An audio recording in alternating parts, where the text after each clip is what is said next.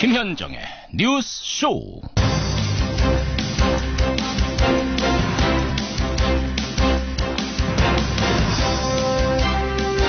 애청자 여러분, 밤잠 편히 주무셨습니까? 서울이 영하 17도, 철원은 영하 25도, 심지어 제주도 영하 1도입니다. 올겨울 들어서 가장 추운 아침이란 말씀을 제가 몇 번째 드리나 모르겠습니다.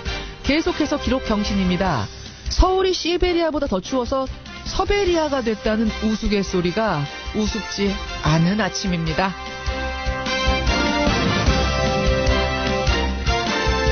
그런데요, 웃음기 싹 하시는 일이 또 하나 미국에서 벌어졌습니다.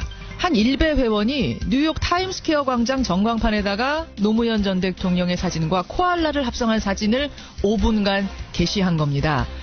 이 일베 회원은 광고 계약서를 찍어 올렸고요. 그 광고를 봤다는 인증글들이 올라오고 있는데요. 과연 이게 표현의 자유일까요? 표현의 자유가 타인의 인권을 넘어설 수는 없는 겁니다. 뉴욕 한복판의 인증사진. 그건 스스로 부끄러움을 인증한 것이란 사실 깨달아야 할 겁니다. 김현정의 뉴스쇼 출발하죠.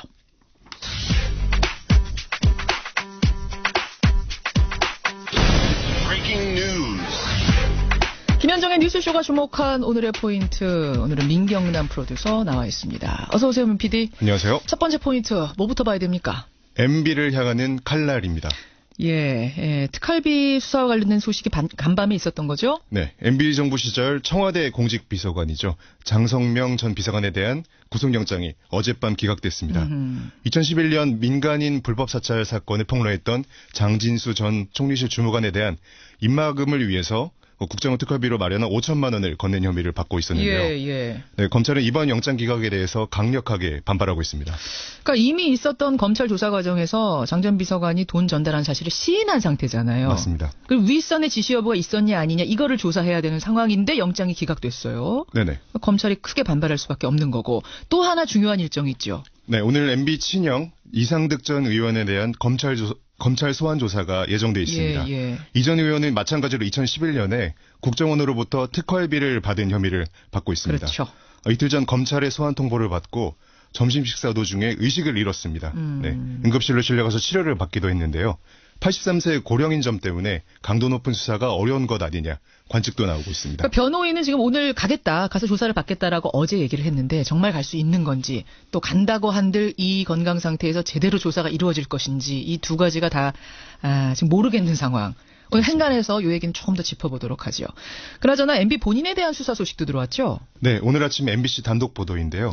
검찰이 이명박 전 대통령 본인을 피의자 신분으로 전했습니다. 이명박 전 대통령을 피의자 신분으로 전환했다라는 이건 MBC 단독 보도고요. 지금 확인 작업 중에 있습니다. 네네.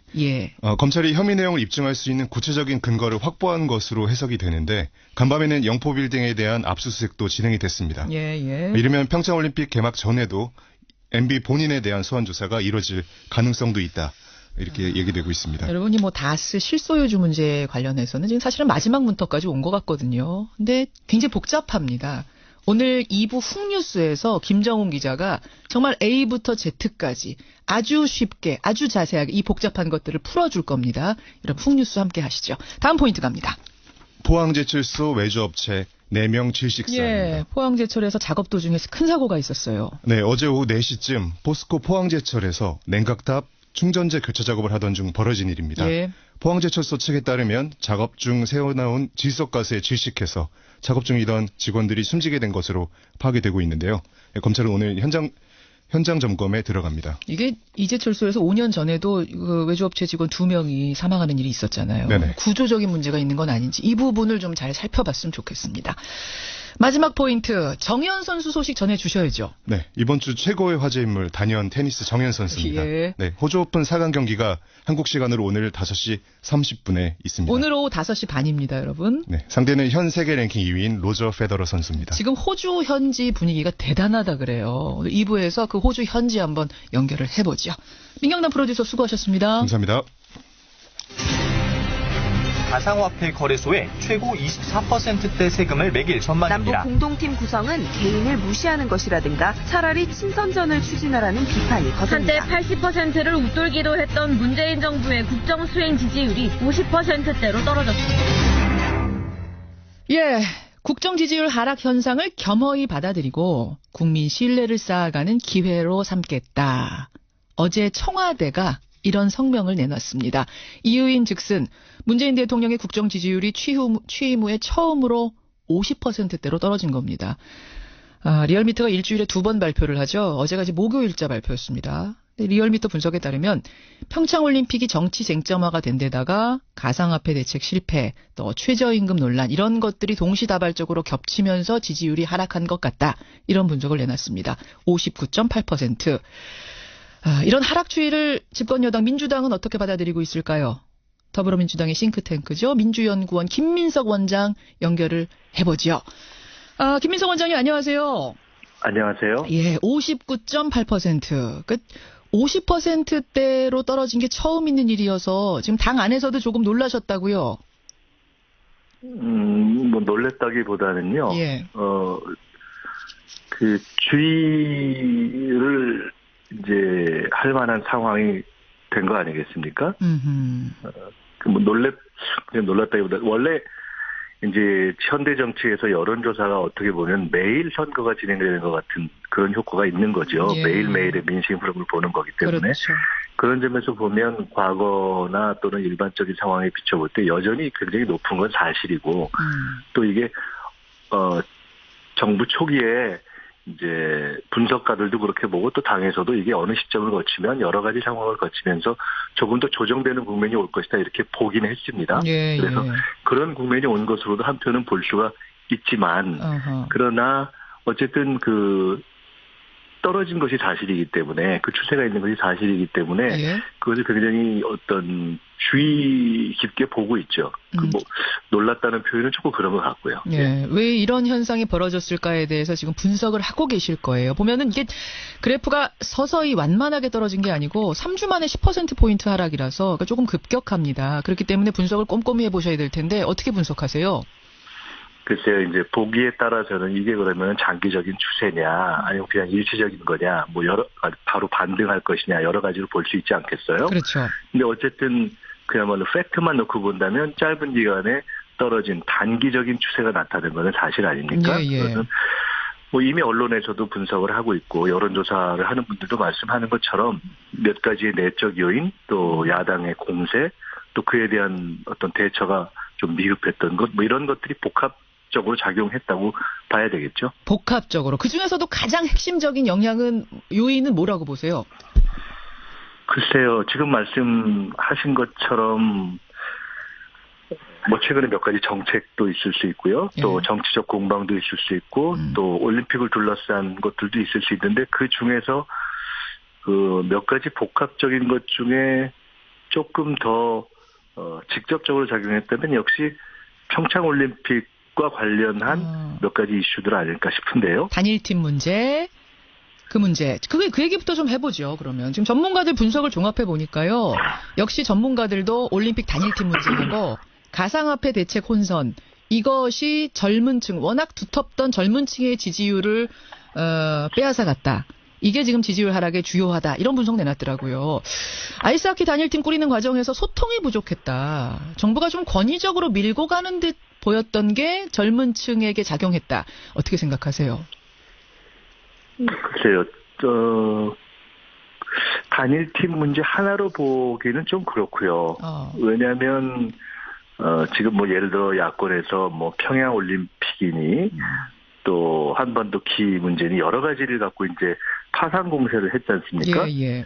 그런 것도 있어서 어느 것 하나로 딱 지금 찍어내는 것은 조금 더 정밀한 분석을 아마 해야 될 겁니다. 단일팀 하나만의 문제는 아닐 것이다. 올림픽과 관련해서. 그러니까 그것은 뭐 누구도 지금 단정적으로 하기는 그렇게 정교한 지금 조사를 하거나 정교한 분석을 한 것은 아니고 여론조사 전문가들도 나름의 추정을 각자의 입장에 따라서 하는 건 아니겠어요? 그래서 그렇겠죠. 근데 제가 궁금한 것은 그러니까 일각에서 나오는 얘기들 단일팀을 꾸리는 과정에서 소통이 부족했다. 네, 그러니까 특히 지금 선수들의 이야기. 제가 처음에 말씀드린 것은 그 원인이 그것 하나가 가장 큰 원인이냐에 대해서는 저희가 조금 더 정밀하게 분석을 해볼 필요가 있다는 것이고요. 예. 지금 말씀하신 것처럼 그 단일팀 구성만 놓고 볼 때 단일팀 구성을 둘러싼 소통 문제는 과연 어떠했는가라는 것을 놓고 본다면 단일팀에 대한 특히 청년층의 어떤 반응 또는 예상되는 정서 예. 이런 것에 대한 이해가 어쨌든 과거와는 조금 달라진 것이 있는 건 사실인 것 같아요. 예, 그 예. 단일팀 문제에 대한 바라보는 그 시각이. 받아들이는 그렇죠. 수용의 어떤 태도라고 할까요? 물론 예. 그것은 단일팀과 관련된 것일 수도 있고요.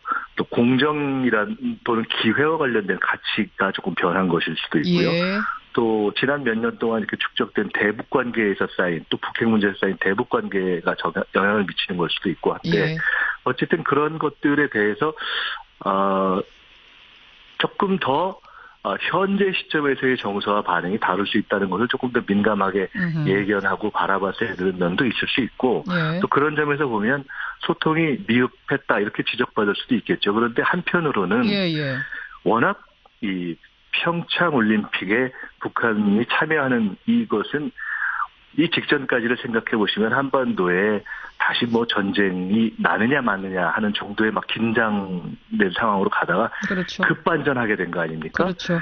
급반전하게 되면서 급진전하게 되면서 예. 사실은 조금 너무 숨가쁘게 짧은 기간 동안 숨가쁘게 반전한 데서 오는 측면도 있다고 보기 때문에 어쨌든 소통이 미흡했다면 더 이걸 계기로 해서 더 해야 되겠죠. 충분히. 그 이제 소통 얘기가 나온 김에 분석을 조금 더 보니까요.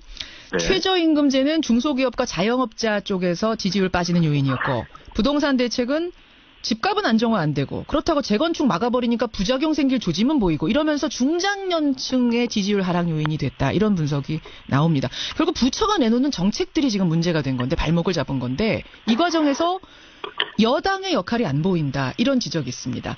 여당이 충실하게 여론을 지금 전달하고 있고 뭐 이런 정책의 부작용 같은 걸 미리 예견해서 청와대에 알리고 이런 감시자 역할을 제대로 하고 있는가? 어떻게 답하시겠습니까?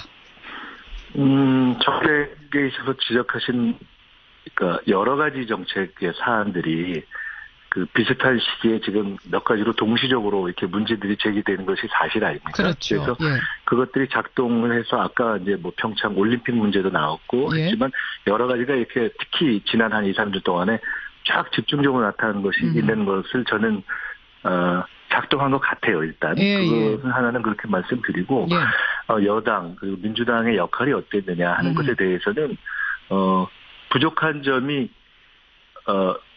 있었고 더 잘해야죠. 그런데 근본적으로 말씀드리자면 여당 그러니까 당정 관계라는 것은 사사건건 어떤 이견을 노정시키는 방식보다는 그러니까 여당이 현재 정부나 청와대가 하는 것에 대해서 이건 이렇다 저건 저렇다 하는 것을 사사건건 드러내서 하는 방식은 경우에 따라서는 지금 왜 하나도 얘기를 하지 않냐라고 비판하는 것과 똑같이 왜 매번 이렇게 의견을 노출하느냐 이런 비판을 받게 될 겁니다. 그래서 결국은 당정관계의 가장 바람직한 모습은 내적으로 의견을 조정하고 외적으로 그걸 통일하는 그 시스템을 아주 지혜롭게 만들어가는 것인데 비교적 지금까지 그런 대로 그것을 해오면서 내부적인 의견 조정을 해왔다고 보고요.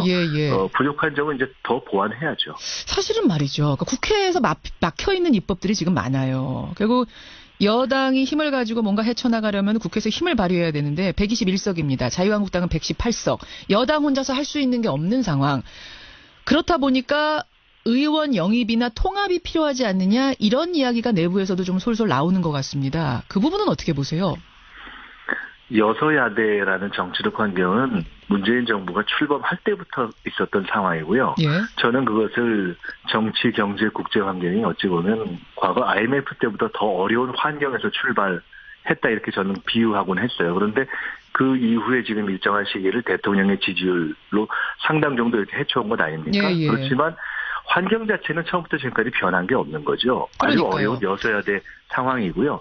그렇지만 이 시점에 그것을 어렵다고 해서 가령 통합 얘기도 나올 수 있지만 어느 정당과 어떻게 통합을 한다고 해서 또 뭐가 얼마나 달라지겠습니까? 뭐가 얼마나 달라지겠습니까? 지금은 과거처럼 과반수로만 뭐가 해소되는 것도 아니고 예. 이 국회 선진화법이 있지 않습니까? 예. 3분의 2. 그러니까 지금 어떤 정당과의 통합을 아마 뭐 예를 들어 지금 국민의당 바른정당 통합을 통해서 이제 갈라져 나오는 분들과 뭐 이런 말씀을 하시는 것일 수 있는데 그렇죠. 그렇게 한다고 해도 국회 선진화법의 제 3분의 2선은 뭐 어림도 없는 것이거든요. 그렇죠. 그래서 어차피 그것은 정도에 따라서 필요한 부분을 국정협력을 할 수 있도록 최선을 다해서 이렇게 협의할 수 있는 부분은 협의하고 그렇게 가는 것이 맞을 겁니다. 그리고 국민들도 지금 야권의 재편이 이루어지고 있는 과정에서 국민의당이 거의 큰 파열음을 내면서 가고 있는데 예.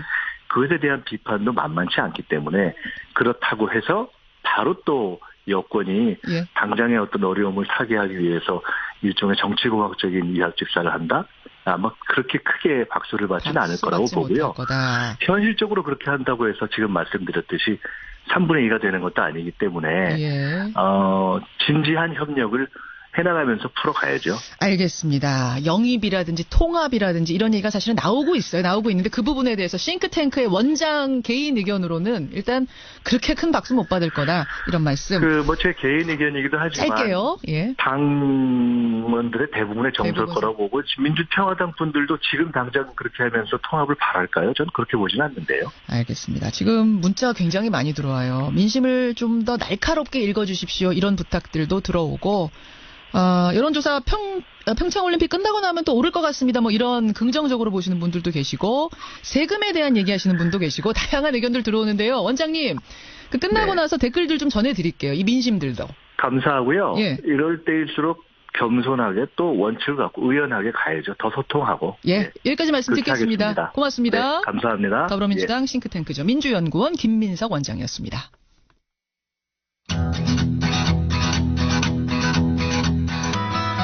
김성환의 행간 시사평론가 김성환 씨 나오셨습니다. 어서 오십시오. 네, 안녕하세요.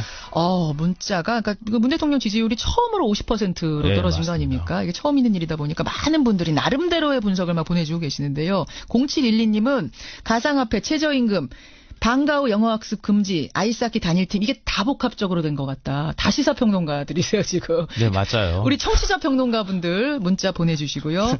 그 사이에 김성환 평론가님이 다른 행간 읽어주시죠. 만사형통, 영일대군, 상황하면 떠오르는 인물이 있죠. 이상득 전 의원. 예, 맞습니다. 이명박 전 대통령이 형이기도 하죠. 예. 이 국정원 특수활동비 1억 수수 혐의로 검찰 소환 조사를 앞두고 갑자기 의식을 잃고 쓰러졌습니다. 예. 이걸 두고 이제 설왕설래가 이어지고 있는데요. 검찰 소환 직전 쓰러진 이상득 전 의원. 이 뉴스의 행간을 좀 살펴볼까 합니다. 그러니까 예고했던 검찰 출석일이 오늘인 거잖아요. 네, 맞아요. 일단 병원에서 퇴원은 했습니까? 어제 퇴원한 것 같습니다. 그래요? 보도가 약간 엇갈리기는 하지만 퇴원 수속을 밟았다는 얘기까지 어제 나왔거든요. 아시다시피 이전 의원은 엊그제였었죠. 1차 검찰 소환에 불응한 바로 다음 날 광화문의 한 식당에서 지인과 점심 식사 도중에 갑자기 의식을 잃고 쓰러졌다고 그러면 합니다. 식당에서 쓰러진 거예요? 집이 네네. 아니라? 예. 119 구급차에 실려서 서울대병원 응급실로 수송이 됐고요. 예.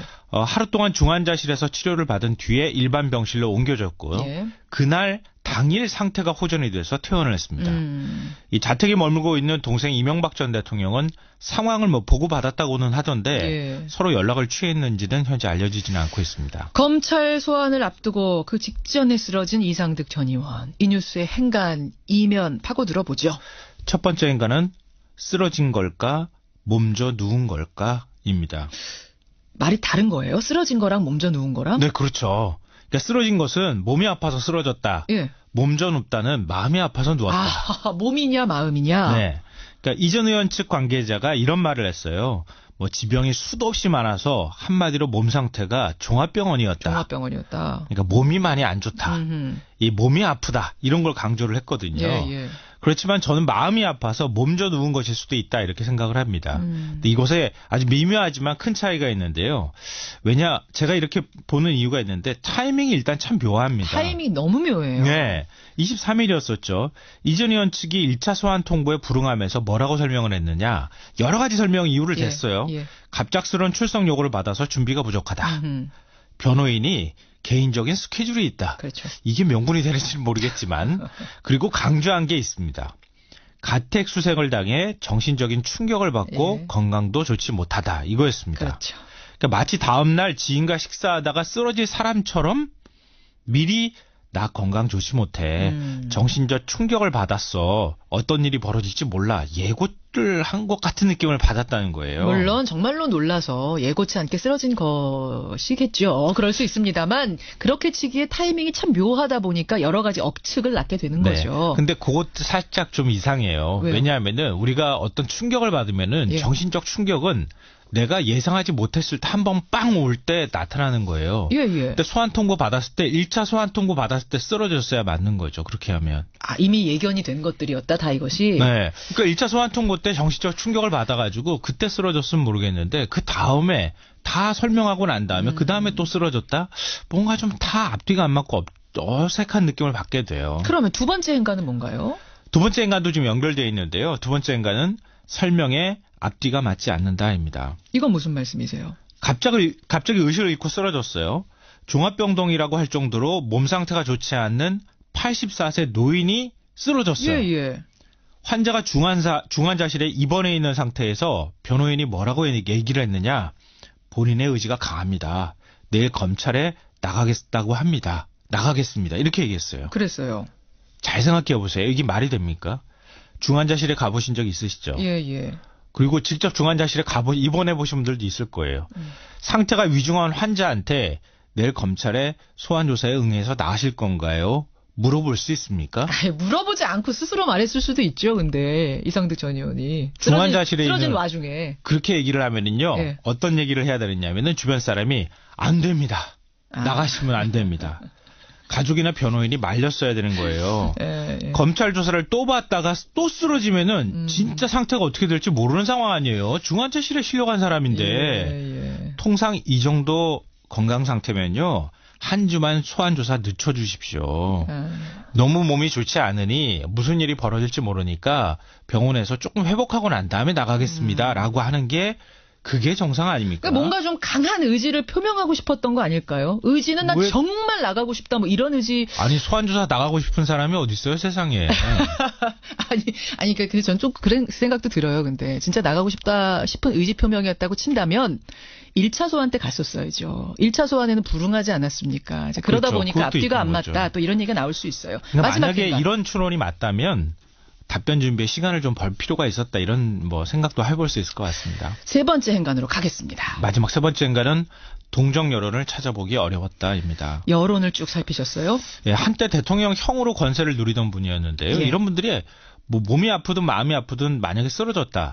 그러면 국민들 사이에서 안타깝다. 이런 동정 여론이 있는 게 어쩌면 자연스러운 현상입니다. 예. 그런데 인터넷 여론이 싸늘했어요. 그렇더라고요. 일종의 학습 효과가 있었던 게 아닐까 싶은데요. 학습 효과? 뭐 재벌과 권력자들이 환자 코스프레 하는 거는 그건 두고서라도 이미 동정 여론을 한번 써먹은 적이 있습니다. 언제였죠? 2015년 포스코 비리로 그 30억 원대 일감 몰아주기 혐의가 드러난 적이 있었거든요. 예. 검찰이 이례적으로 불기소 결정 내렸어요. 그때 뭐라고 설명했느냐. 혐의가 중대하고 비난 가능성이 높지만 80살의 고령인데다가 예. 지병을 앓고 있는 점, 이 건강상의 이유를 고려했다 이렇게 얘기했습니다. 그때도. 근데 이번에는 또 주말을 앞둔 금요일 날 출석한다고 하고 예. 정현 씨 4강에 온 국민이 관심이 쏠렸을 때 나간다고 한 이것까지도 한번 생각해 보면 겹쳐지니까 뭔가 좀 이상하다는 겁니다. 여기까지 김성환의 행간 수고하셨습니다. 네, 고맙습니다. 김현정의 뉴스쇼 2부 출발합니다. 조금 전에 이상득 전 의원 소환 이야기 행간에서 다뤘는데 이상득 전 의원하고 관련된 건 이제 특활비 얘기입니다. 특활비 얘기고 다스와 관련된 얘기가 또 MB와 관련된 한 축이죠. 다스. 너무 복잡하다. 그게 MB 거란 게 나온들 뭐가 달라지는 거냐. 이런 질문이 꽤 많이 들어옵니다. 복잡하시죠. MB 소환의 문 앞에서 오늘 훅뉴스 다스에 관한 총정리편을 준비를 했습니다. 아마 오늘 훅뉴스 들으시고 나면은 쭉 정리가 되실 거예요. 네, 다스 종합판 오늘 함께 하시고요. 대체 왜 이렇게 추운가? 이 추위는 언제까지 가는 건가? 왜 북극 한파가 올해 이렇게 오는 건가? 추위에 관한 궁금증 문자도 많이 들어옵니다. 그래서요, 오늘 이 추위에 관한 여러 가지 궁금증을 전문가와 함께 풀어보는 시간 마련을 했습니다. 이게 이유가 있다 그럽니다. 예, 들어보시고요. 화제 인터뷰에서는 화제의 현장이죠. 오늘 오후 5시 30분 정현 선수의 준결승이 열리는 그곳 호주 현지 연결을 해보죠. 50원에 담은 100원의 장문 유료 문자 샵 1212 카톡 레인보우까지 열어놓고 출발합니다. 중당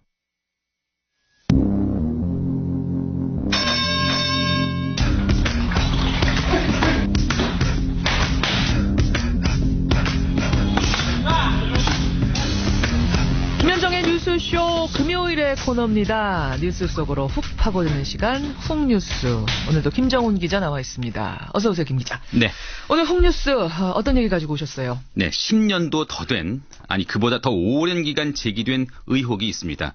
오랫동안 물었던 질문이기도 한데 이제 마지막 진실의 문턱 앞에 선 것 같거든요. 마지막까지 왔다? 네, 이 목소리로 이야기를 시작해 볼까요? 그렇죠.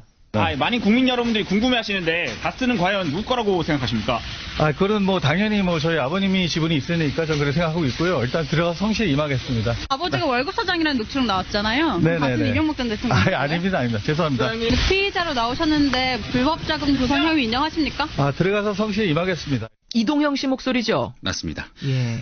다스 회장인 이상은 씨의 아들 이동영 씨죠. 그러니까 이상은 회장이 이명박 전 대통령의 형이니까 이 전 대통령의 조카이기도 합니다. 그렇죠. 그 이동영 씨가 그제 검찰에 나가서 조사를 받았는데 기자들한테 여전히 다스는 이 전 대통령의 것이 아니다 이런 입장을 거듭 밝힌 대목이죠. 왜 이 전 대통령 게 아니냐라고 했더니 아니 우리 아버지가 이상은 우리 아버지가 지분을 가지고 있으니까 당연히 아버지 거죠 이렇게 얘기를 했어요. 네, 실제 다스는 이상은 회장과 이명박 전 대통령의 처남인 곧 김재정 씨의 부인 지분을 합하면은 70%가 넘거든요. 그 지분이 이 전 대통령과 연계돼 있다고 보는 청계재단이라고 해도 지분이 5%에 불과합니다. 그렇죠. 그러니까 숱한 의혹에도 불구하고 이 전 대통령이 다스는 자기 것이 아니라고 했던 이유가 바로 여기 있는 거죠. 서류상으로 보면은 전혀 이명박 전 대통령 게 아니에요. 네. 그런데 가시지 않는 그 의혹이 지금 마지막 진실의 문턱까지 왔다 조금 전에 그러셨잖아요. 네, 현재 상황을 보면 그렇게 볼 수 있을 것 같습니다. 그래서 이번 훅뉴스 시간에는 최근 상황까지 반영해서 다스는 누구 것이냐는 질문에 가장 유력한 답을 드린 동시에 그 답의 의미까지 한번 정리를 해보려 합니다. 예, 한번 이게 필요했어요. 이 시간이. 예, 오늘 막바지 국면에서 마지막 문턱에서 최종 정리를 한번 해보는 겁니다. 네. 그럼 제가 또 마지막으로 한 번 더 물어봐야겠네요. 김정훈 기자한테. 네. 다스는 누구 겁니까? 이 발언을 듣고 이야기를 해보죠. 2008년까지 다스 격리팀장을 지낸 최동영 씨입니다. 격리팀장의 말 들어보시죠. 이명박 전 대통령 소유가 확실하다라고 인터뷰를 하셨는데요. 왜 그렇게 생각하시죠?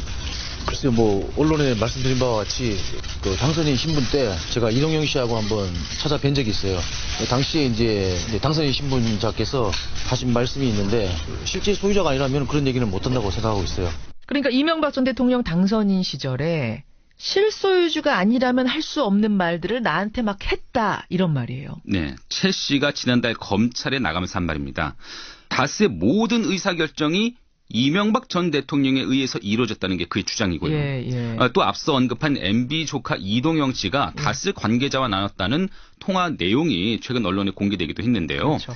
이 씨는 이 전 대통령 아들 시영 씨가 아버지를 믿고 다스가 자기 거라면서 회사에서 마음대로 한다. 이렇게 털어놓기도 했죠. 시영이가 마음대로 해. 이 회사가 아버지 거라고 해서 이런 얘기예요.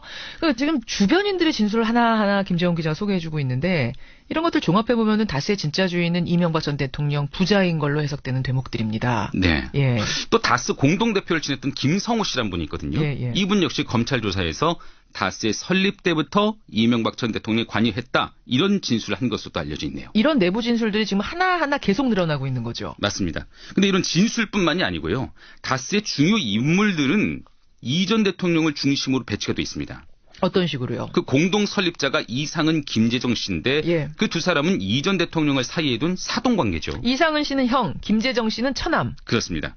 현재 다스 공동대표인 강경호 씨는 이 전 대통령이 서울시장일 때 서울 메트로 사장을 지낸 MB맨이고요. 지금 공동대표. 네. 또 감사 신학수 씨는 청와대 총무 민정비서관으로서 이 전 대통령을 보좌했던 인물입니다. 그러니까 이명박 전 대통령이 다스 설립과 경영에 직접 관여해왔다는 진술들이 나오고 또 측근들이 예나 지금이나 핵심 요직을 여전히 차지하고 있고 이런 점을 지금 말씀해 주신 거예요. 네, 또 측근뿐만이 아니라 아들 시영 씨 있지 않습니까? 네. 시영 씨는 다스에 입사한 지 4년 만에 전무로 승진한 뒤에 현재는 해외 법인장 자리에 올랐거든요. 그렇죠. 그러니까 이명박 전 대통령의 실소유 의혹을 더 증폭시키는 거죠. 지난해 10월 검찰 조사를 받고 나온 아들 시영 씨의 말을 들어보시죠. 예. 다스 의혹 불거지는데 거기에 대해서 어떻게 생각하시나요? 네. 다스 관련해서 합류해서 경력으로 세워를 했거든요. 예, 지금은 이거 죄송합니다. 최근에 법인 대표로 선망되셨는데 어떻게 생각하세요? 죄송합니다. 그러니까 최대 지분 가지고 있는 이상은 씨의 아들보다 이동형 씨보다 이시영 씨가 지금 파워가 더 크다는 거잖아요. 아버지가 지분이 없는데도 불구하고 이거 네. 아무래도 설명이 안 된다 이런 거죠. 맞습니다. 그걸 물었더니 뚜렷한 입장 못 밝혔고. 그렇죠. 여기에 다스 공동 설립자 김재정 씨가 2010년 사망할 당시에 예. 그 재산을 물려받는 부인이 상속세를 납부한 그 과정도 이상합니다. 그래요? 김 씨는 원래 다스의 최대 주주였는데 예. 부인 권영미 씨가 그 최대 주주 그 지위를 포기하면서까지 상속세를 다스의 주식으로 낸 건데요. 납득이 안 되는 이 점 때문에 어제 부인 권 씨가 검찰에 소환되기도 했는데 참여연대 안진걸 사무처장의 말로 한번 들어보시죠.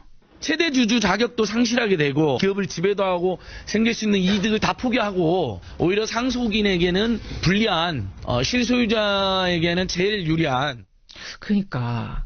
실제 내 재산도 아닌데 내가 그 세금을 낼 이유가 없는 거잖아요. 맞습니다. 예. 그러니까 나는 어차피 명의밖에 없었으니까 그거 안 내겠다. 주식 포기하겠다. 이렇게 되는 거예요. 네. 바꿔 말하면 실제 주인은 따로 있을 것이라는 그런 얘기가 되지 않겠습니까? 합리적인 의심을 할 수밖에 없는 정황이네요. 네. 마지막으로 한 가지만 더요. 예. 다스가 BBK에 투자했다가 140억 원을 어렵사리 돌려받는 과정이 있었거든요. 있었죠. 그 반환 소송을 대리했던 인물이 김재수 전 LA 총영사입니다. 네. 이명박 전 대통령이 변호사였다가 총영사가 됐는데 그 이후에도 송사를 챙긴 것으로 알려져 있습니다. 결국 다스의 투자금을 돌려받는 과정에도 MB맨, 그것도 국가 권력이 동원된 셈이죠. 지금 이명박 전 대통령이 다스의 실제 소유주라는 핵심 근거 4가지를 짚어주셨어요. 네. 먼저 다스의 의사결정을 이 전 대통령이 했다는 내부자 증언들, 그리고 다스의 핵심 요직을 차지한 사람이 아들과 측근들이라는 이 사실, 또 최대 주주가 이해할 수 없는 상속 방식을 택했다는 이 부분, 또 다스가 BBK 투자금 회수하는 그 과정에서 이명박 전 대통령, 당시 대통령이 개입한 정황, 이 4가지를 추려주셨네요. 그러니까 이렇게 보면은 다스 실소유주의 무게추는 이명박 전 대통령에게 옮겨지고 있다. 이렇게 봐야 되지 않을까요? 자, 여기에서 많은 분들이 또 하나 궁금증을 제기하는 게 네. 그래서 다스의 실소유주가 MB면 그러면 왜 그걸 밝혀야 되는 거야? 이거를 많이 물어보세요. 네네네. 왜입니까? 그러니까 다스가 사실은 자동차 부품 납품 회사죠. 네, 다스의 진짜 주인이 이 전 대통령이건 말건 그게 뭐 그렇게 중요한 문제인가 이렇게 생각하시는 분들이 많을 거예요. 그렇죠. 하지만 간단치 않은 문제가 됩니다. 우선 이명박 전 대통령의 직권남용 혐의가 커지거든요. 다스라는 회사를 위해서 대통령 재임 시에 직권을 남용했다 이런 말입니까? 맞습니다. 자기 회사를 위해서? 네. 지난해 말에 더불어민주당 박범계 의원의 지적이 있었는데 한번 들어보시죠. 네. 저 다스 자금 140억 원이 이명박 대통령 재임 중에 청와대 민정실과 LA 총영사 김재수 등이 해가지고 동결된 스위스 계좌에서 다스로 넘어가는 겁니다. 옵셔널 벤처스 그 소액 투자자들 피해자들이 눈 시퍼렇게 뜨고 있는데 그분들 돈 한 푼 못 받고 다스로 넘어가요. 그러니까 이 얘기입니다. BBK라는 데가 있었죠. 여기에다가 여러 사람들이 투자한 가운데 다스라는 회사도 투자를 했던 겁니다. BBK가 망하죠. 예, 쉬운 말로 쫄딱 망합니다. 하나도 돈을 돌려받을 수 없는 상황이었는데 희한하게도 다스만이 투자금을 다 회수해 간 거 아닙니까? 그 과정에서 청와대와 외교부가 동원됐다는 이 이야기를 박범계 의원이 한 겁니다. 맞습니다. 결국 예. BBK 김경준 대표로부터 140억 원을 빼갔고요. 예. 다른 투자자들은 받아야 할 돈을 못 받게 됐다는 설명이죠. 그렇죠. 그러니까 이 때문에 BBK 주가 조작 사건의 피해자들은 이미 이 전 대통령을 직권남용 혐의로 고발한 상태거든요. 그러니까 다스의 실소유주가 MB라는 사실이 밝혀지면 그 MB가 자기 돈 돌려받기 위해서 직권을 남용했다라는 이 주장에 힘이 실리는 거예요. 맞습니다. 예. 그리고 BBK 주가 조작 사건을 조금 더 말씀드릴 필요가 있겠습니다. 예. 다스가 주가 조작의 피해자가 아니라 공모자였다는 의혹이 꾸준히 제기되고 있지 않았습니까? 그렇죠. 이 전 대통령이 다스의 실소유주라면 주가 조작 책임에서도 자유로울 수가 없게 되거든요. 그러니까 다스와 BBK가 공모 관계라면 이제 그 전제가 있는 거죠? 그렇습니다. 근데 초기 자본금이 5천만 원에 불과했던 BBK의 연간 수입이 30억 원 안팎 끼던 다스가 190억 원을 투자하기로 한 거는 아무리 봐도 비상식적이지 않습니까? 그러니까 연간 수입이 30억 원밖에 안 되는 조그마한 회사였어요. 다스가 그때는. 네. 지금은 굉장히 큰 회사입니다만 30억 원 버는 회사가 190억 원을 나 BBK에 투자하겠다. 이거는 어떤 경영자가 이럴 수 있겠는가.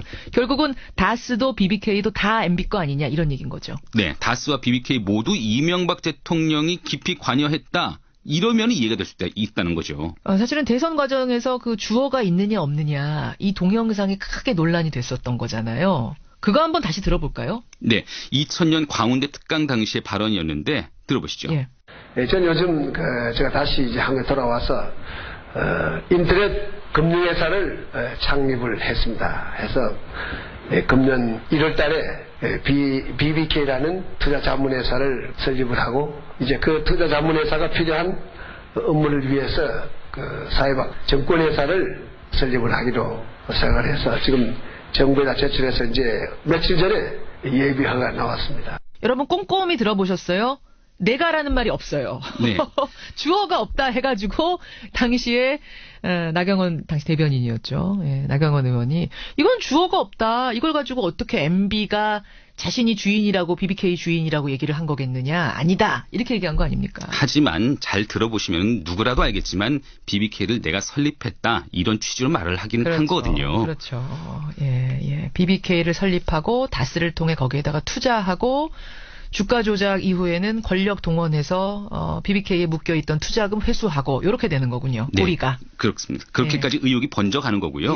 그래서 그 직권남용 부분은 서울중앙지검에서 수사 중인데 서울 동부지검이 수사 중인 다스의 비자금 횡령 의혹도 있습니다. 그러니까 여러분 이명박 대통령이 자기가 대통령이라는 지위를 이용해서 다스의 투자금을 회수한 거 요게 이제 한 줄기가 있는 거고요. 또 하나는 다스의 실소유주인 MB가 당시 대통령이 다스의 비자금을 횡령했다는 의혹이 또 한 줄기 있는 거잖아요. 네. 그렇죠. 그러니까 다스의 실소유주가 2008년까지 차명계좌로 120억 원의 비자금을 빼돌렸다 이런 의혹이 있거든요. 정의당 심상정 의원의 말을 들으면서 시작을 해보시죠.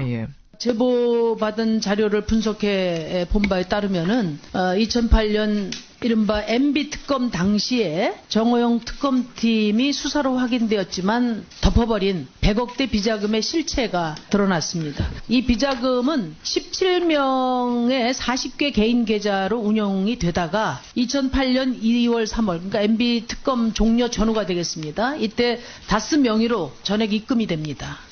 그러니까 다스에서 횡령 건이 하나 발견이 된다. 네. 도대체 이 횡령은 누가 한 것이냐? 정말로 격리 여직원 하나가 한 것이냐? 아니면 실소유주가 따로 있어서 그 사람이 이 돈을 횡령한 것이냐? 요 사건이 또 하나 있는 거잖아요. 맞습니다. 실소유주가 MB라는 사실이 드러나게 되면 이 횡령이라는 사건의 범행도 결국 MB가 저지른 것이 된다. 요 수사를 하나 하고 있는 거죠? 그렇게 무게가 실리겠죠. 그러니까 2008년 특검 때 포착됐던 비자금 횡령 의혹인데 당신은 그냥 덮어줬어요.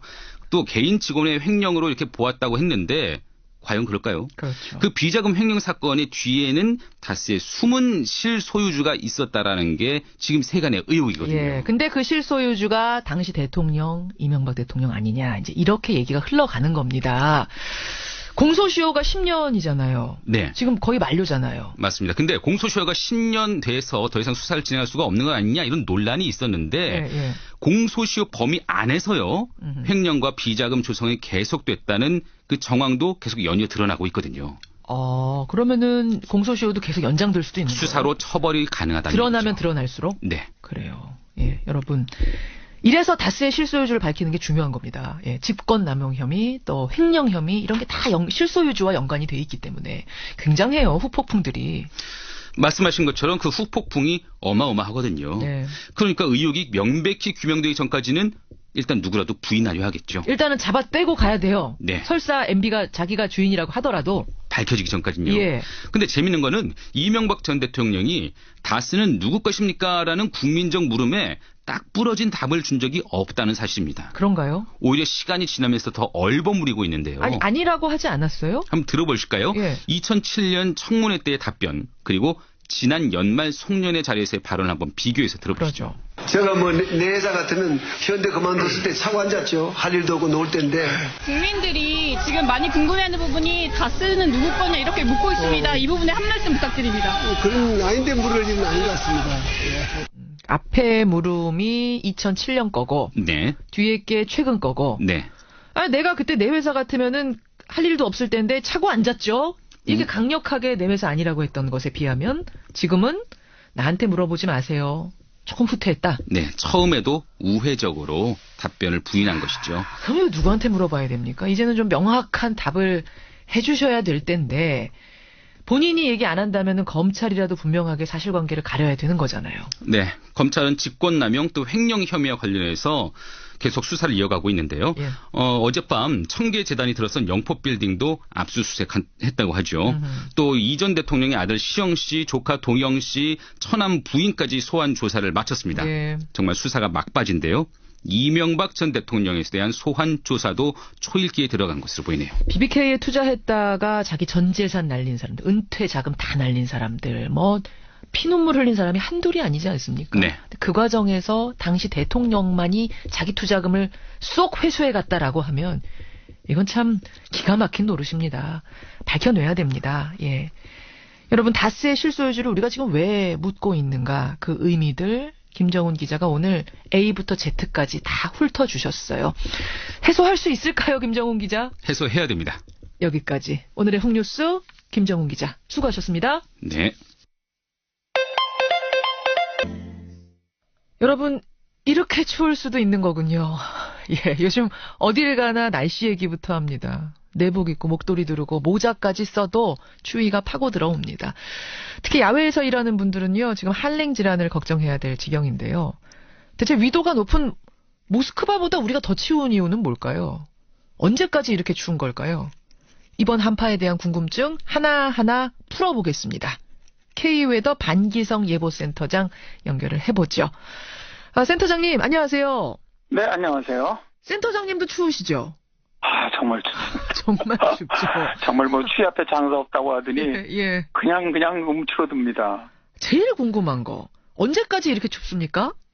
일단 이번 강추위는 주말까지 이어지고요. 다음 주 화요일까지도 낮에 이제 영하권 날씨가 계속되고 다음 주 수요일부터는 일단 평년 기온으로 회복될 것으로 예상을 하고 있습니다. 오늘 금요일이잖아요. 토일 월화수 아직도 5일 남은 겁니까? 평년 기온 되려면? 네, 그렇습니다. 그렇군요. 두 번째 궁금증. 뭐 겨울이 추운 거야 당연합니다만 이렇게 모스크바보다 더 추운 거는 이례적인 거잖아요. 이런 강추위는 이례적인 건데 왜 이렇게 추운 겁니까? 서울이 이제 시베리아만큼 춥다, 그래서 서베리아다, 그런 얘기도 나오는데, 예. 북극 한기가 동아시아 쪽으로 굉장히 강하게 내려왔어요. 그러다 보니까 서울이 기온이 큰 폭으로 떨어져서, 오늘 아침에도 거의 영하 18도까지 아주 기록적인 한파를 기록을 했는데, 예. 그런데 이제 모스크바 쪽으로는 지금 따뜻한 공기가 들어가고 있거든요. 어허. 그러다 보니까 어제 그 최저가 영하 10도였단 말입니다. 예. 오히려 어제 같은 경우는 서울보다도 6도 이상 높았어요, 모스크바가. 실제로 이제 이 지구온난화로 인해서 이제 북극의 기온이 올라가게 되면은 이 북극의 한기를 막아주는 제트기류가 약해지지 않습니까? 그럼 이 제트기류가 이제 약해지면 남쪽으로 쳐져 내려오는데, 쳐져 내려오는 쪽 부분으로 북극 한기를 끌고 내려와요. 근데 올해 이 북반구를 보면은 미국 동부 지역, 유럽, 동아시아 이쪽으로 번갈아 내려오고 있습니다. 북극 한기가. 그런데 이제 이번에는 동아시아 쪽, 우리나라 쪽으로 이제 굉장히 남쪽으로 길게 내려온 거죠. 그러니까 길게 내려올 때는 이례적으로 한파가 더 들어온다고 보시면 되겠습니다. 아주 쉽게 설명하자면 지구 온난화로 인해서 북극의 한기를 막아줘야 할, 블로킹 해줘야 하는 제트기류라는 벽이 무너진 거예요. 그러면서 강력한 한기가 블로킹 없이, 벽 없이 우리한테 쭉 내려오는. 근데 그게 이쪽으로 내려오기도 하고 저쪽으로 내려오기도 하는데 지금은 모스크바 쪽이 아니라 동아시아 쪽으로 해서 우리한테 내려오고 있다. 이 말씀이시네요? 아, 네, 그렇습니다. 네네. 그러면 지구온난화라는 거를 우리가 막지 못하면, 계속 심화가 된다면 이런 식의 강력한 한파는 계속될 수 있다는 얘기예요? 지구온난화는 기후변화가 상당히 비규칙성을 갖고 있다는 거거든요. 무슨 얘기냐 하면 여름철에는 지금 우리가 경험했던 것보다 훨씬 더 뜨거운 폭염이 닥치고요. 그렇죠. 겨울에는 우리가 만나지 못했던 한파가 올 가능성이 높아진다는 겁니다. 예. 그러니까 이런 어떻게 보면 기온의 진폭이 점점 더 커지는 거거든요. 이 더 덥고 춥고의 극단적인 기후들은 더 많이 나타날 가능성이 있다는 것이거든요. 이상 기후, 이상 현상은 네네. 더 많아지는 거다. 그래서 앞으로도 평균적인 겨울 기온은 물론 상승해 가겠지만 예. 이렇게 강력한 한파는 더 많이 나타날 가능성이 높다는 것이죠. 그러니까 많은 분들이 아니 지구 온난화라고 그러는데 왜 이렇게 추운 거야? 왜 최강 한파가 오는 거야라고 말씀하시는데 바로 이런 이유입니다. 지구가 이상해지는 거예요. 기후가 이상해지는 거예요. 그러면서 이런 일도 벌어지는 겁니다. 얼마 전에 미국 동부에도 강력한 한파가 몰려와서 막 사람이 죽기도 했고요. 서부 플로리다 여기는 겨울에도 춥지 않은 데인데 여기에 눈도 왔다 그럽니다. 이것도 다 지구 온난화로 설명이 되는 건가요? 네, 그렇습니다. 똑같은 원리죠. 근데 이게 미국만이 아니고 미국이 가장 강하게 내려갔는데 실제로 그 1월 초순에는 유럽 쪽으로 폭설이 내렸어요. 그래서 겨울에 거의 모든이 잘 내리지 않는 이탈리아라든가 스페인이라든가 혹은 사하라 사막 아프리카. 사하라 사막에 눈이 왔어요? 네, 40cm 폭설이 내렸습니다. 그러니까 이게 굉장한 기상 이변이죠. 이렇게 내려오는 원리들은 다 비슷하고 결국 원인은 지구온난화로 인한 그렇게 보시는 것이 맞습니다. 그러니까, 어우 추워 정말 왜 이렇게 추운 거야 라는 말에서 그치는 게 아니라 결국 이 원인이 지구온난화라는 것 이걸 어떻게 막을 것이냐라는 문제까지 여러분 가게 되는 겁니다. 세 번째 궁금증이요 반센터장님. 이 한파 오기 전에 미세먼지가 대단했잖아요. 다 마스크 쓰고 다니고. 근데 한파가 오면서 미세먼지가 싹 물러났어요. 이거는 무슨 관계가 있는 겁니까? 예, 아주 밀접한 관계가 있죠. 추위하고 미세먼지는 정반대로 움직입니다. 그래요? 네네. 이제 이번처럼 날씨가 춥다는 것은 시베리아 고기압이 강하게 우리나라 쪽으로 확장해 온다는 얘기거든요. 예. 이 얘기는 일단 바람이 강하고 불안정하죠, 대기가. 예. 그러면 이런 미세먼지가 대기 중으로 확산돼 버립니다. 그러니까 농도가 높아지질 못하죠. 그러다 보니까 최근에 계속 미세먼지가 좋거나 보통 상태로 아주 좋지 않습니까? 좋아. 날은 추운데 공기는 맑아요. 네, 그런데 이제 지난주 같은 경우는 미세먼지가 아주 극성을 부렸는데 지난주 보면 날씨가 이제 따뜻했지 않습니까? 겨울치고 따뜻했죠. 네, 그러니까 겨울에 따뜻하다는 것은 이동성 고기압의 영향을 받을 때입니다. 이동성 고기압의 영향을 받으면 우리나라 그 기상의 특징이 대기가 안정된다는 거. 그러다 보니까 미세먼지 농도가 자체에서 발생하는 것뿐만 아니라 중국에서 날아오는 것까지 확산이 되지 못하다 보니까 이 안에서 정체되고 축적이 돼버려요. 이번 추위도 이제 끝나고 나면 다시 미세먼지에 몰려올 겁니다. 그래서. 알겠습니다. 그나저나 오늘이 1월 26일인데 올겨울에 이 최강 한파, 북극 한파 이게 마지막일까요? 또 가능성 있을까요? 어떻게들 예보하고 계세요? 일단 마지막이 되어야 할 거로 보고요. 저도 너무 추워갖고요. 그런데 이제 실제로 다음 주 중반부터는 평경기로 회복하고 다음 주 일요일 정도 한 번 추위는 더 있을 것 같아요. 한 번 더. 그러나 이번처럼 강추위는 아닙니다, 절대로. 그래요. 그리고 예상으로도 2월 중순부터는 평년 기온으로 갈 것이다. 일단 그렇게 예상하고 있거든요. 일단은.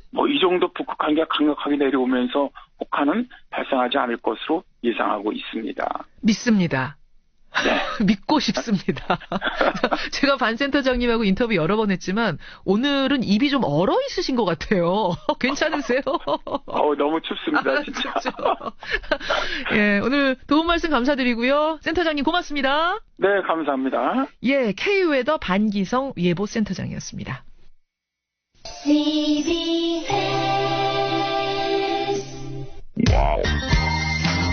문재인 대통령의 지지율 59.8%. 민주당에서는 어떻게 바라보고 있는가? 싱크탱크의 김민석 원장하고 우리가 민주연구원에 인터뷰를 했는데 들으시고 6587님은 지금 바닥 민심이 부글부글합니다. 500만 넘는 소상공인 중소자영업자들 최저임금 때문에 난립니다. 조속한 대책 세워주세요. 이런 얘기 해주셨고 김주환님 민심이 천심이라는 거 생각을 해야 된다. 이런 얘기도 해주셨고 너무 걱정하진 않아도 될 거다. 이건 일시적인 현상이다. 라는 이야기도 5428님 분석해 주신 분들 계시고요. 다양한 분석들이 나오고 있습니다. 아까 민주당에서는 경고, 주의라고 표현했던가요? 그렇게 받아들이고 있다라는 이야기를 했습니다. 아까 광운대 동영상, MB의 광운대 동영상 오랜만에 여러분 들으셨죠? 오리지널 버전 들으시고. 근데 주어 있었던 거 아니에요. 이건 뭐 주어가 있는 거나 다름없는 완벽한 문장인데 주어가 없다라고 하는 게 이해 안 간다라는 0611님 외에 많은 분들이 문자를 주셨습니다. 날씨 얘기 들으시고는 김미정님 철원 사는데요. 체감온도 영하 31도. 와, 콧물이 얼어버리고 있습니다. 권영철 선임 기자, 어서 오세요. 안녕하십니까. 오늘은 모자 안 쓰고 오셨네요. 쓰고 나왔는데요. 굉장히 멋진 그 무슨 모자라 그래요? 탐정 모자 같은 거 쓰고 다니세요? 헌팅캡, 도리웃지 뭐 그래 표현합니다. 예. 정말 춥습니다. 예. 이 질문 한번 답변 주세요.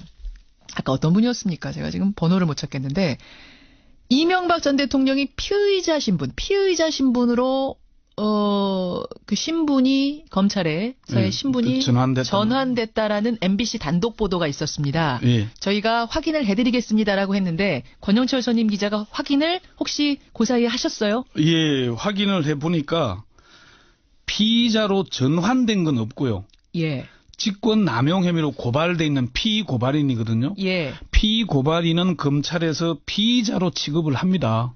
그런데 조사를 해봐야 예. 이게 무고가 될 수도 있고 혐의가 나올 수도 있기 때문에 이 상태였는데 이게 새롭게 뭐 최근에 뭐 김희중, 뭐 김성우, 뭐 김주성 이런 사람들 진술 때문에 예. 신분이 전환된 것은 없다. 아, 피의자 신분이 따로 전환된 건 없다. 그러니까 그 피고발인 겸 피의자였기 때문에 예. 피의자라는 보도가 오보는 아닌데 좀 오버한 보도다. 오보는 아니지만 오바다. 예, 그게 그 검찰의 공식적인 반응이었습니다. 아, 그러니까 애초부터 피고발인 신분으로 쭉 가고 있는 거고 피고발인을 피의자로 취급한다 이런 사건에서는 예. 그 상태로 쭉 가고 있는 거지. 요 사이에 뭐가 다시 들어와서 신분 변환된 건 없다. 뭐 새롭게 바뀐 건 없다. 이거 누구한테 확인하신 거예요? 대검의 뭐 핵심 간부입니다. 핵심 확실한 겁니까? 100%? 네. 예, 지금 실시간 검색어에 이명박 피의자 이런 게 막 뜨고 있습니다. 그 단독 보도 때문에. 그런데 사실관계는 이렇다는 것 저희가 여러분들께 말씀을 드립니다. 궁금증이 좀 풀리셨죠? 고맙습니다. Y뉴스 가죠. 역시 검찰 개혁과 관련된 얘기입니다. 춘천지검 김영규 차장검사가 사표를 낸 뒤에 검찰 내부 통신망에 전국 평검사회의 개최를 촉구합니다라는 제목의 글을 올렸어요. 그 부제가 이제 대한민국 검사 전부가 적폐 세력인가 이런 글도 있고요. 예. 지금 이게 이제 평검사회를 열자는 의견이 제시가 되니까 지금 상황에서 평검사회의는 개혁 저항으로 비춰질 우려가 있다는 의견 또는 평검사회를 열자고 찬성하는 의견이 공방이 벌어지고 있습니다. 예. 그래서 검사들 왜 평검사회의를 두고 갑론을박일까? 주제를 정해봤습니다. 어제 오후에 이 뉴스가 타전이 되면서 들썩들썩했습니다. 저희도 이 김영규 검사를 이걸 섭외를 해야 되나 말아야 되나 논의를 한참 했었던 그 주인공인데 우선 김영규 검사라는 사람은 왜 전국 평검사회의를 열어야 되나라고 주장했습니까? 간략하게 정리하자면은요, 김 검사의 그런 검찰 개혁에는 동의한다. 그렇지만 검찰 개혁은 국민을 위한 바람직한 것이어야 한다. 지금 제시된 안으로는 경찰 국가로 가게 된다. 검사들이 입을 닫고 있는데 입을 닫고 있을 게 아니라 전국의 평검사회의, 부장검사회의, 차장검사회의, 검사장회의 등을 순차적으로 열어서 국민을 위한 검찰은 어떤 모습이어야 하는가에 대해서 논의의 공론화의 장을 열었으면 좋겠다. 이런 취지입니다. 그러니까 개혁에 완전히 반발한다는 것보다는 국민을 위한 검찰이 어떤 모습인지 좀 우리가 의견을 내놔야 되지 않겠느냐. 이런 겁니다. 이 이야기가 나온 배경은 얼마 전에 청와대가 발표한 그 권력기관 개편안 그것 때문인 거죠. 1월 14일 날 조국 수석이 발표했던 그 안. 검찰의 힘을 좀 빼고 경찰의 힘이 더 가는 모양새. 국정원도 마찬가지로 힘 빼는 그 개혁안에 대한 검찰 내부 반응이라고 여러분 생각하시면 되는 건데 자, 이 주장이 나온 후에 검사들 반응은 어때요? 찬성하거나 반대하는 다양한 의견들이 게시되고 있습니다. 찬성하는 의견은 H검사는 동의한다. 아무도 나서지 않는 상황에서 소신을 밝힌 신념을 응원한다는 글을 올렸고요. K검사는 부당하다고 생각되는 법률 개정 움직임에 대해 의견을 수렴하고 논의를 하자는 것이 어찌 집단 행동이고 정치적 중립 의무를 반한다는 것인지 이해가 되지 않는다. 또 다른 K검사는 검찰이 개혁 대상이라는 데는 이의를 제기하지 않는다. 예. 그렇다고 그냥 검찰을 의미 없는 존재로 만들겠다는 각오만 느껴지고 이해할 수 없는 개정안의 발의를 그대로 받아들여야 하는 것이냐. 뭐 평검사회의 열자는 의견에 동조한다. 예. 또 뭐 피검사도 법원에서 법관 블랙리스트가 문제됐을 때 판사회의가 개최된 것도 비슷한 맥락 아니냐. 평검사 회의가 필요하다는데 공감한다. 에서 검사도 뭐 논의해볼 필요가 있다 이런 얘기였습니다. 진짜 그러니까 갑론을박이네요. 이 대체로 좀 찬성하는 의견들이고요.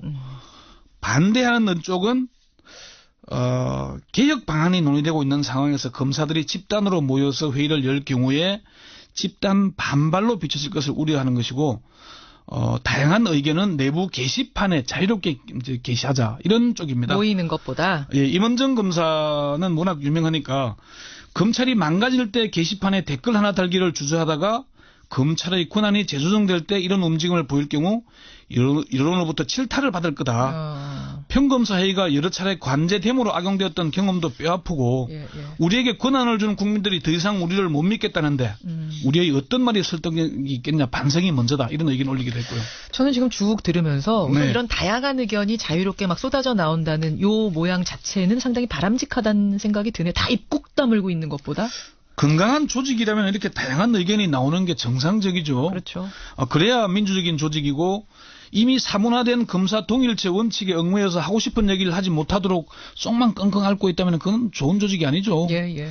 다만 한 가지 분명히 할 것은 임원정 검사의 지적대로 검찰이 권력의 앞잡이로 망가질 때는 누구도 게시판에 비판의 글을 올리거나 바른 말을 제대로 하지 못했다는 사실입니다. 그때는 왜 입을 꾹 다물고 있었는가? 예, 그러니까요. 권력의 앞잡이로 무소불위의 권한을 휘두를 때는 침묵하면서 눈치를 보다가 국민의 요구로 검찰 개혁 논의가 진전되니까 여기에 반발하게 비춰지는 것은 말 그대로 스스로 적폐 세력임을 인정하는 것밖에 안 되겠죠. 근데 아까 김영규 검사라고 그랬죠. 김영규 검사 우려대로 경찰의 힘이 너무 세지는 문제, 경찰 국가로 가는 것 아니냐라는 우려, 이런 거는 지금 사실은 얘기가 좀 나오고 있기도 해요. 뭐 검찰도 못 믿지만은 경찰은 믿을 수 있냐 이런 의견들이 사실 많은 게 사실은 저희 여론 문자 봐도 사실 그런 게 많았거든요. 그날. 사실 검찰 개혁도 반드시 해야지만 경찰 개혁도 미룰 수 없는 과제고요. 영화 1987에 나오는 장면들이 바로 경찰 국가 시절의 모습이거든요. 그렇죠. 뭐 경찰이 당시와는 엄청나게 달라지긴 했습니다. 또 경찰개혁위원회의 권고에 따라서 경찰이 제도 개혁 준비를 많이 하고 있고요. 그렇지만 아직까지 개혁을 시도하는 과정에 있습니다. 시도하고 있는 거지 지금 완전 달라진 건 아니잖아요. 그렇습니다. 예. 이런 상황에서 경찰 국가가 될 경우에 어떤 일이 일어날지는 누구도 쉽게 예측하기 어렵습니다. 그런 우려가 있는 건 사실이고요. 사실 집회 시위만 해도 경찰의 대응이 바뀐 게 촛불 집회 이후에야 조금씩 바뀐 거잖아요. 병남기 농민 사건, 용산 참사 등에 대해서는 아직 진상조사나 제대로 된 마무리가 되지 않고 있는 상황이기도 합니다. 이런 상황에서 경찰 국가가 바로 된다는 것은 바람직한 건 아닌 겁니다. 예. 그 김영규 검사가 이 얘기를 한 다음에 사표냈다는 건 맞아요? 순서가 좀 바뀌었습니다. 사표를 먼저 내고, 그러니까 사표를 제출한다고 바로 수리되는 건 아니잖아요. 절차가 있는 과정이고, 그 뒤에 이 글을 올린 겁니다. 그러니까 사표 냈군요, 정말. 사표를 제출한 것은 맞고요. 김영규 검사는 사실 학구적인 검사라는 평이 중론이었습니다. 촌천지검에서 함께 근무한 한 검사는 정치 성향이 전혀 없었고 학구적인 성향이었다. 평소 자신의 관심 분야이다 보니까 그런 입장을 나타낸 것으로 안다. 이렇게 얘기를 했습니다. 이런 걸 연구했던. 대검의 한 고위 관계자도 사표 내고 나서 자유롭게 하고 싶은 말 한 것이다. 의도는 순수한 걸로 본다. 이렇게 얘기를 하기도 했고요. 일각에서는 사표 내고 정치권 가려고 자신의 존재감 드러내기 위해서 이런 글 쓰고 나간 거 아니야? 뭐 이런 얘기하는 분들. 전에도 그런 전례가 있었기 때문에 그런 의심을 하는 건 뭐 할 수 있습니다만은 평소 조용하고 학구적인 스타일이어서 전혀 그럴 리가 없다고 하는 사람들이 대부분입니다. 정치권 갈 스타일은 아니다. 뭐 김영규를 잘 아는 사람들에게 물어보니까 순수한 의견이다. 정치적인 성향이 전혀 없었다. 춘천지검의 한 검사는 독일 연수도 다녀오고 열심히 공부하는 정치적이거나 과격하거나 그렇지 않다. 정치하려는 건 분명히 아니다. 이렇게 얘기들 하고요. 사표는 개인적인 사정에 따라서 낸 것이지 글 따로 사표 따로 이렇게 보면 된다. 이런 의견도 있었습니다. 그래요? 이거 반발하는 의미로 사표 낸 건 아니에요? 그러면? 자괴감이 들고 이렇게 돼서는 안 된다는 의견은 맞기는 한데 사표 낸 게 꼭 그것 때문이다. 그건 아니라는 얘기죠. 알겠습니다. 그래요. 어제 떠들썩했습니다. 김영규 검사의 이 글. 오늘 이것의 이모저모 검찰의 분위기들 권영철 선임 기자가 살펴주셨어요. 그나저나 권영철 선임 기자 네. 질문이 아까 피의자 얘기하시니까 질문이 또 하나 올라왔는데 네. 이상득 전 의원은 오늘 어떻게 나올 것 같으냐, 어떻게 분위기가 어떻냐 물어보시네요. 퇴원했고 반드시 나간다고 그랬으니까 뭐 나올 가능성이 있지 않겠습니까? 그쪽을 더 높다라고 보세요. 그렇게 보기도 하고요. 자관 그 관심을 가질 만한 사항은 이명박 그 삼형제 이상은, 이상득, 이명박 세 형제의 관계가 그렇게 썩 원만하진 않다. 그래요? 예, 그래서 그 틈새가 어떻게 수사의 방향이 될 수도 있겠다. 그런 얘기도 나오고 있습니다. 그런 얘기도 흘러나오고 이미 당장 뭐 이상은 큰형하고 이명박 다소 소유권 문제 때문에 또 한 가지 얘기는 소유권이 중요한 게 아니다. 제일 중요한 것은 납품을 할 수 있는 권리가 중요한 거다. 다소 소유권을 이상은 큰형한테 주더라도 납품권을 가져가서 다른 회사를 만들어서 납품해버리면은 다스는 껍데기만 남게 된다. 뭐 그런 얘기들도 있습니다. 형제 사이가 좀 벌어져 있다라는 얘기, 요거 처음 듣네요. 뭐 그런 얘기들도 있다는 얘기. 여기까지 권영철 선임 기자 수고하셨습니다. 네. 오늘 최대 관심사는 단연 정현 선수입니다. 우리 시각으로 오늘 오후 5시 30분이죠. 테니스 정현 선수의 준결승전이 펼쳐지는데요. 상대는 현재 세계 랭킹 2위고요. 메이저 대회 19회 우승 기록을 가지고 있습니다. 스위스의 로저 페더러 선수. 오늘 경기가 결승전보다 더 어려울 거란 이런 얘기까지도 나옵니다. 지금 호주 현지 분위기는 어떤지, 또 오늘 경기에 어떤 점을 주목해서 우리가 봐야 되는 건지 관전 포인트. 대회 현장을 연결해서 들어보겠습니다. 테니스 전문 잡지예요. 테니스 코리아의 박준용 기자 연결이 돼 있습니다. 박준용 기자 안녕하세요. 예, 안녕하세요. 테니스 코리아 박준용입니다. 예, 경기 앞두고 지금 호주 현지 분위기는 어떻습니까? 예, 현지에서는 지금 넥스트 제너레이션 챔피언 정현과 황제의 대결 페더러에 대해 매우 흥미로워하고 있습니다. 아마도 이번 4강이 정현과 페더러의 4강이 이번 호주 오픈의 빅매치가 아닐까 생각됩니다. 빅매치, 그렇죠. 그러니까 지금 이제 한국은 난리가 났거든요, 박 기자님. 호주에서 체감하시기에는 그 어느 정도 분위기예요? 지금 우리만 이렇게 난리가 난 거예요? 거기 분위기도 들썩들썩해요. 여기도 지금 완전히 지금 난리가 났는데요. 먼저 그 교민분들이 정현 선수를 응원하려고 표 구입하려고 지금 여기저기 알아보고 계시고요. 또 뭐 정현을 응원하는 문구가 적힌 플랜카드도 지금 등장을 했습니다. 언론 분위기는 어때요? 언론들 분위기. 예, 여기 미디어 센터에서도 지금 정현에 대해서 높은 관심을 보여주고 있는데요. 먼저 뭐 멜버른 뭐 현지 라디오 방송사들라든가 외국 언론사들이 저희에게 정현 선수에 대해 질문을 계속 지금 쏟아내고 있습니다. 뭐라고 물어봅니까? 왜 안경을 끼는지, 가족은 함께 왔는지, 뭐 이런 것들, 특히 외국 기자들이 좀 많이 관심을 두는 부분은 정현 선수의 이 튼튼한 하체, 이 부분에 또 이렇게 관심을 갖고 있더라고요. 그 허벅지, 튼튼한 근육질의 하체, 어떻게 단련한 거냐, 이렇게. 예. 아무래도 이 정현 선수가 아시아 선수이다 보니까 파워 면에서 좀 밀릴 수가 있는데 정현 선수한테는 전혀 그런 게 보이지 않거든요. 그래서 아무래도 그 튼튼한 허벅지 하체가 그런 이 버티는 힘이 되지 않나 그렇게 지금 생각을 하고 있습니다. 예. 정현 선수 컨디션은 어떻다고 전해집니까? 예, 먼저 8강 끝나고 그 다음 날 따로 이렇게 훈련을 하지 않았습니다. 이렇게 체력 회복에 집중하는 걸로 알고 있고요. 그다음에 낮에 그 한국 교민들 잠깐 만나서 이렇게 사진 촬영하고 뭐 그런 시간을 가졌습니다. 그 오다 가다 팬들 만나면 다 사진 찍어줘요? 네, 여기서도 이게 보면 정현 선수가 뭐 경기 끝나고 코트에서 나갈 때 관중들한테도 이렇게 사인도 해주고 뭐 지나가다가도 뭐 이 교민들이나 팬들한테 만나면 이렇게 사인을 해주고 뭐 그런 모습이 참 보기 좋더라고요. 참, 그, 친근해요. 굉장히 사교성도 좋고 밝은 선수라는 생각이 드는데, 자, 경기에 대한 얘기를 좀 해보겠습니다.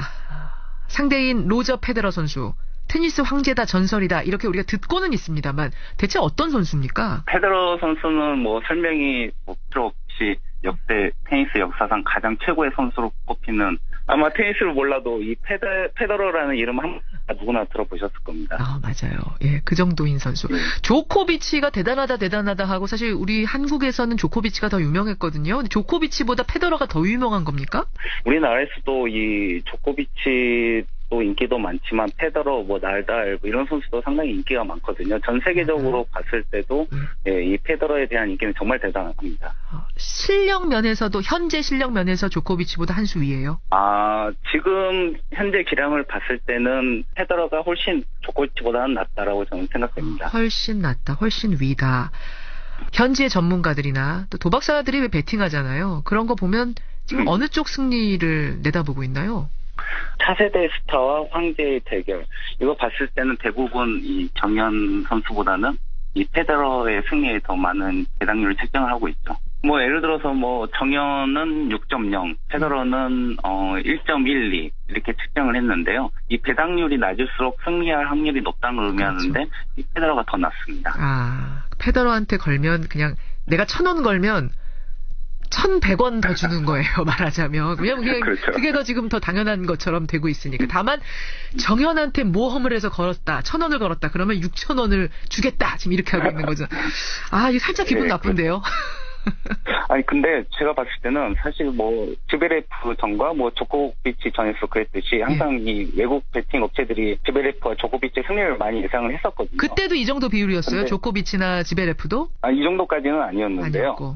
지금은 한 5, 6배 차이 정도 나지만 그때 한 3, 4배인 걸로 제가 지금 생각을 하고 있습니다. 그렇군요. 3, 4배.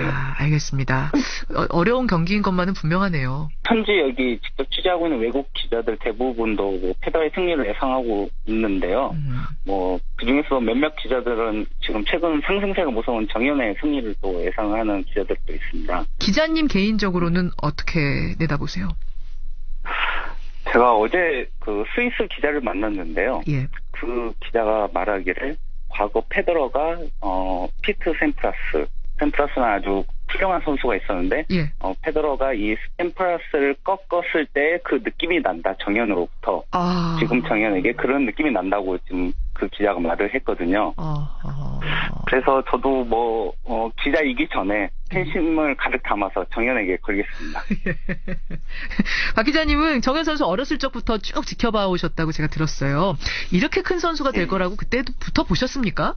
사실 이 주니어 시절의 성적은 그렇게 중요하지 않거든요. 주니어 때 아무리 좋은 성적을 거뒀다 하더라도 프로에서 이렇게 두각을 나타내지 못한 선수가 더 많거든요. 그냥 사라지는 선수들. 사실 그런 선수가 너무 많아요. 또 과거에 우리나라에도 정현 선수의 주니어 성적보다 더 뛰어난 성적을 거둔 선수가 꽤 있었는데 그들도 프로 적응에 좀 실패를 했고요. 그만큼 테니스 프로 무대는 정글로 비유될 정도로 좀 치열한 곳입니다. 하지만 이 정현 선수가 이제 버틸 수 있었던 것은 제가 생각하기에 이 강한 정신력에 있지 않을까 저는 생각을 하거든요. 예를 들어서 이번 대회에서도 봤듯이 경기 도중에 본인이 좀 밀리거나 어려운 상황이 와도 전혀 흔들림이 없었어요. 맞아요. 완전 포커페이스였거든요. 그래서 그러한 강한 정신력이 지금의 정현 선수를 있게 했다고 저는 생각을 하고 있습니다.